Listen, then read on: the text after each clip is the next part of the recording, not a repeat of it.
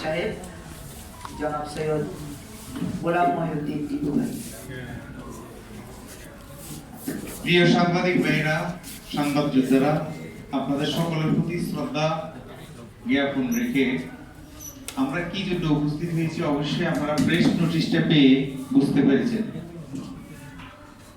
আসলে বেড়া দেওয়া হয় যেন আমার জমিন রক্ষা হয়। আজকে যাদের প্রতি আমরা অভিযোগ নিয়ে আমাদের সুরেশ্বর দরবার শরীফের বর্তমান গদিনিশীন শাহজাদা শাহজুদ সৈয়দ তহিদুল হোসেন শাহিনুরি এসেছেন, ওনার চোখের পানি আপনারা দেখেছেন। উনি কতটুকু হৃদয়ের ক্ষত নিয়ে ব্যথা নিয়ে আমাদের এখানে উপস্থিত হয়েছেন আপনাদের সামনে। আপনাদের কাছে অনুরোধ থাকবে আজকের এই কথাগুলো যেন সারা ওয়ার্ল্ডে প্রচার করে আমাদের সাথে আপনারা একটু সহযোগী হিসেবে আমাদের সাথে থাকবেন, আপনাদের পায়ে হাত।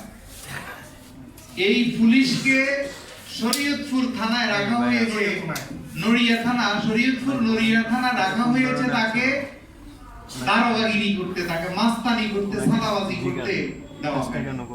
এই রোজার মধ্যে সে একটা সুকান্ত এবং কি জসিম রবিউ মেইন ভিকটিম সুকান্ত, সে রমজানের মধ্যে যিনি খাওয়া দাওয়া করে নামাজ পড়ে বসে আছেন, খাওয়া দাওয়া করে এই মুহূর্তে ওনাকে এসে ওনার গ্রিল ভেঙে দরজা ভেঙে অভিযোগবিহীন ধরে নিয়ে পরে মামলা দিয়ে ওনাকে হ্যারাসমেন্ট করা, এটা মেনে নেওয়া হয় না।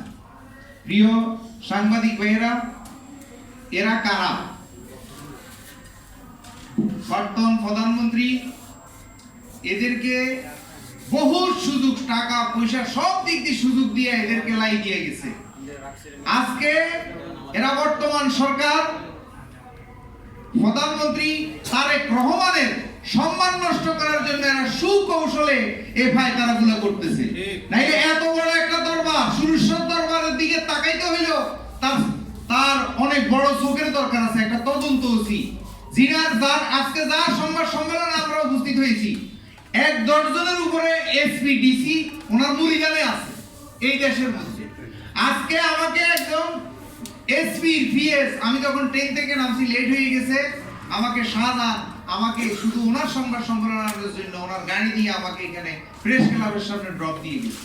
তাইলে এই সুকান্ত কে, এর রবিউল কে, জসিম কে, তাদেরকে এত বড় স্পর্ধ, এত বড় বুকের ফাটা কে দিয়েছে যে একটা লোকের বিরুদ্ধে অভিযোগ নাই, ৬৬ ধারা নাই, তাকে থানার মধ্যে নিয়ে লিপস্টিক শট দেওয়া, তাকে থানার মধ্যে নিয়ে মাইক তৈরি করা, এত বড় স্পর্ধ কে? সে কে? চোখ বেঁধে এরপরে তাকে নির্যাতন করে, তাকে রিমান্ডের আবেদন ছাড়া তার গায়ে হাত তুলে সেই কে? সে হলো সে যে খুব কৌশলে তারেক রহমানের বর্তমান প্রধানমন্ত্রীর সম্মান নষ্ট করার জন্য আস্তে আস্তে আস্তে আস্তে মানুষের জনমনের মধ্যে বিষ ঢুকাচ্ছে। আমরা আজকের এই সংবাদ সম্মেলন থেকে প্রধানমন্ত্রীর কাছে অনুরোধ রাখবো যে এরা কারা? এরা এসিলেন্ট অফিসে, ইউনো অফিসে এবং কি থানার মধ্যে বসে আছে, খুব কৌশলে মানুষদেরকে হয়রানি করতেছে। আমার একটা মামলা এসিলেন্ট অফিসে গেছে, আজকে ৬ মাস হয়ে গেছে, সে তদন্ত করার খবর নাই। তাহলে এরা কারা? এরা আমার মতন ব্যক্তিকে যদি হয়রানি করে, তাহলে সাধারণ মানুষকে, আমি এদের কাছে বারবার গেছি, এরা কোনো তদন্ত এখনো নামগন্ধ নাই। তাহলে এরা কারা? এরা খুব কৌশলে মাননীয় প্রধানমন্ত্রী বর্তমান তারেক রহমান যে অযোগ্য, ব্যর্থ, তার প্রমাণ করার জন্য এরা কৌশলে এগুলো করতেছে এই দেশের মধ্যে। আমরা চাই এদেরকে আইনের আওতায় এনে এদেরকে সুষ্ঠু তদন্ত করে যে দোষী, প্রকৃত দোষী, তার বিচার হোক। আমরা অন্যায়কারীকে কখনো সুবিবাদ প্রশ্ন দিই না। আমাদের মাজারগুলা কারা ভাঙছে, আমাদের ভিডিও ফুটেজ আছে, আমরা মাজারগুলার মামলা দিয়ে রেখেছি, অথচ আমাদের মামলার কোনো তদন্তই নাই। তাইলে এরা কারা? এরা কেন করতেছে না? এরা মূলত তারেক রহমান অযোগ্য, অথর্ব, ব্যর্থ একটা প্রধানমন্ত্রী প্রমাণ করার জন্য এই এসিলেন্ট অফিসে, ইউনো অফিসে, থানার মধ্যে এবং কি সরকারি বিভিন্ন জায়গার মধ্যে ছড়িয়ে ছিটিয়ে আছে। শুধু মানুষের ব্রেনের মধ্যে কিভাবে বিষ ঢুকানো যায় এবং কি তারেক রহমানকে ব্যর্থ প্রধানমন্ত্রী প্রমাণ করে আবার আরেকটা জুলাই গঠন করতে চাইতেছে। তাই আমি সাংবাদিক ভাইদের অনুরোধ করব, আজকে এমন একজন ব্যক্তির সংবাদ সম্মেলনে আমরা উপস্থিত হয়েছি, এই ব্যক্তির সাথে আমার আজ থেকে 20 বছর আগের থেকে সম্পর্ক, তিনি কোন ধরনের কোন নেচারের আমি ওনার অঙ্গে অঙ্গে অঙ্গে অঙ্গে প্রদর্শন করেছি। উনি একজন প্রেমিক পুরুষ, সুজন রসিক, ওনার মধ্যে মিথ্যা কথা আমি জীবনে পাইনি। ওনার সাথে আমি যাত্রার সাথে আমি চলি না, কিন্তু আমি এটা অহংকারী হয়ে যাচ্ছে, আমি ক্ষমা চাই। আমি ওনার সাথে চলেছি, মিশেছি, থেকেছি, কিন্তু সেই ব্যক্তিকে একটা এরকম আর কাকে হাত দিয়েছে?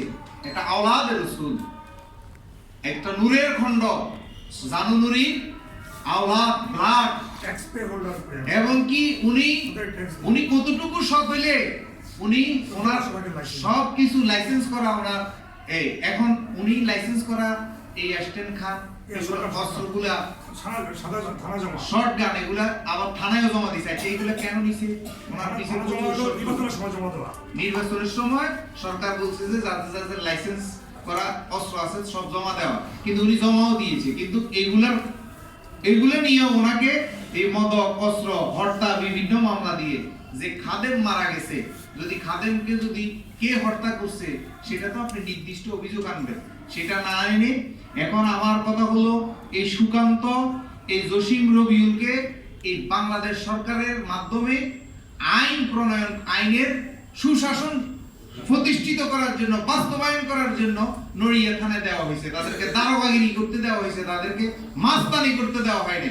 তাই সাংবাদিক ভাইয়েরা সঠিক তদন্ত করে সঠিক বিচারের মাধ্যমে এই আইন সুশাসন যদি এই দেশে প্রতিষ্ঠিত না হয়, তাহলে এই দেশে কখনো শান্তি প্রতিষ্ঠিত হবে না। আজকে যারা এই বলৎকার করতেছে, এই নারী দর্শন করতেছে, বাচ্চার পেটে বাচ্চা দিতেছে, এরা কারা? এরা কোন ইসলাম প্রতিষ্ঠিত করতে চায় এই দেশের মধ্যে, যেখানে ইসলামের ট্রেনিং হচ্ছে, যেখানে মানুষ যাদের থেকে সুশিক্ষা শিখবে। একজন ইমাম সাহেব, হাজার হাজার মানুষের ইমাম, সেই ইমাম বলৎকারী করতেছে। তাইলে এই ইমাম সাহেব যে এতগুলা লোককে জানাজা দিয়া কবরে দিছে, এই ইমাম সাহেব যে এতগুলো মানুষের জন্য দোয়া করছে, তাইলে এই দোয়াগুলো গেল কোথায়? এসব এই ভণ্ডদের থেকে, এই ধর্ম ব্যবসায়ীর থেকে, এই ইহুদি নাসারাতদের থেকে আমাদেরকে বের করে আনতে হবে। এই ধর্মের নামে অধর্ম চর্চা যারা করতেছে, ধর্ম ব্যবসা যারা করতেছে, কোরআন শরীফে সূরা ইয়াসিনের 21 নম্বর আয়াতে আসছে, ইত্তাবিউ মাল্লা ইয়াসআলুকুম আজরাহুম ওয়া তাদুন, যে ব্যক্তি ধর্মের বিনিময়ে কিছু গ্রহণ করে তাকে তোমরা অনুসরণ করিবা। তাই আজকে এই ধর্ম ব্যবসায়ীরা আমাদের দেশকে এটা খুব এই আমাদের ঈমান আমল সব নষ্ট করতেছে। এই সুকান্ত, রবিউল এবং কি জসিম, এদেরকে আইনের আওতায় এনে এদেরকে কেন এই তহিদুল ইসলাম সাহেব নুরি হুজুরকে অভিযোগবিহীন এবং কি শুদ্ধ এবং অভিযোগ ছাড়া তাকে নিয়ে থানায় এই নির্মম ভাবে নির্যাতন করেছে, আমরা তার সুষ্ঠু বিচার চাই। আপনারা জানেন 2022 সালে 20 মার্চ আরেক কুলাঙ্গার ওসি ফারুক এরকম ভাবে আমাকে কোনো মামলা নাই, কিছু নাই, আমি এই প্রেস ক্লাবে মানববন্ধন করেছি আপনাদের সাথে, ওই দিনে আমার সাথে পরিচয় হয়। ওই আরেক কুলাঙ্গার ওসি ফারুক এইভাবে আমাকে নিয়ে এখনো কোনো অভিযোগ প্রমাণ করতে পারে নাই, অথচ দেখেন আমি একটা মাস জেল পর্যন্ত কেটেছি, আমার হাত পাও ভেঙে হে আমাকে জেলে ঢুকে দিছে একটা ভুয়া মামলা দিয়া, এখনো প্রমাণ করতে পারে নাই, এখনো হাইকোর্টে মামলা চলে। তাইলে দেখেন, তাই আমার জীবনটার থেকে যে একটা মাস চলে গেল, আমাকে যে নিরপরাধ মানুষটাকে যে এভাবে হাত পাও ভেঙে দিল, কি এগুলা কেন? তাইলে এই যে 2022 সালে আমরা এখানে এসে প্রতিবাদ করেছি, সারা দুনিয়ার মানুষ জানছে, এই জন্যই শেখ হাসিনার পতন ঘটেছে নিঃসন্দেহে। কেন?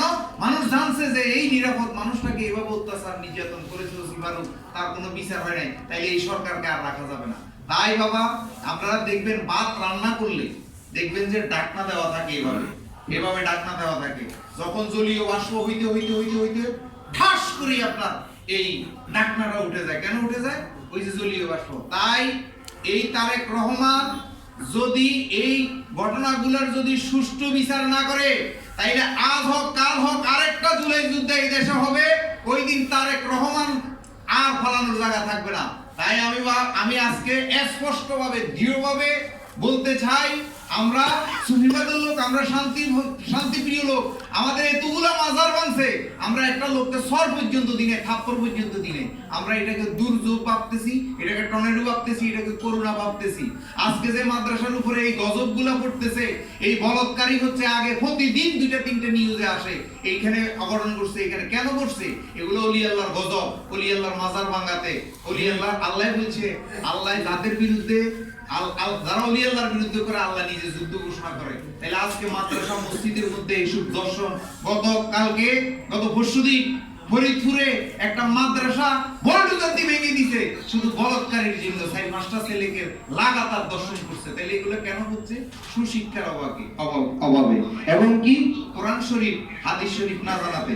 তাই আমি আজকের এইখান থেকে সুষ্ঠু বিচার চেয়ে আজকে এই যে মামলাটা হয়েছে তহিদুল ইসলাম শাহিনুরীর এই মামলা থেকে অব্যাহতি দিয়ে এবং কি সুষ্ঠু তদন্ত করে সুকান্ত এবং জসিম রবিউলকে আইনের আওতায় আনার দাবি জানাচ্ছি।